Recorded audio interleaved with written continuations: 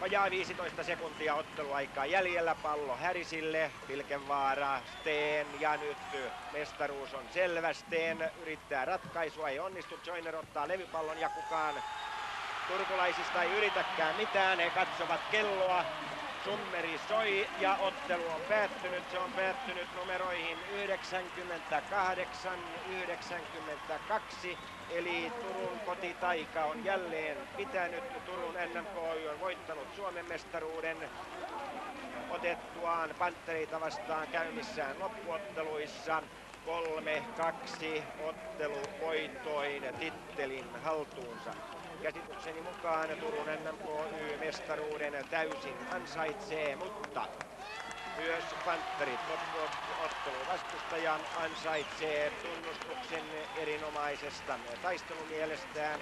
Se lienee ehkä totta, että aivan huippukoripalloa näissä loppuotteluissa ei nähty, mutta on ymmärrettävä ja muistettava se, että panos oli kova. Kaikki oli pantava peliin, turhit hienoukset jätettiin sivuun.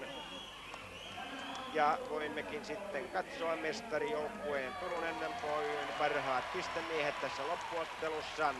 Bernard Harris teki 37 pistettä, Risto Rousku 22, Tapio Steen 19, Jorma Pilkenvaara 10, Petteri Voutilainen 8, Jari Rannikko 2 pistettä. Ja hyvän vastuksen tarjonneen Pantteri-joukkueen paras pistemies oli Greg Joyner 36, Risto Lignell teki 24 pistettä, Reijo Penttilä 12, Jukka Sievinen 11, Antti Zitting 9, Matti Saraheimo 2. Ja näin mestarijoukkueen kapteeni Jorma Pilkenvaara nostaa maaherra Paavo Aition ja KJK Kulhan Koripalloliiton puheenjohtajan ojentaman kiertopalkinnon ylös. Yleisö, ehkä 4000 turkulaista täällä Kupittaalla Turun urheiluhallissa riemuitsee. Ja katsotaanpa vielä kerran mestarijoukkueen nimet.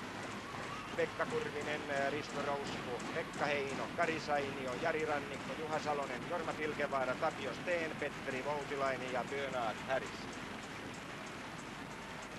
Näihin Turun NMKY:n iloisen juhlan tunnelmiin me päätämme täältä Kupittaalta Turusta. Kiitoksia teille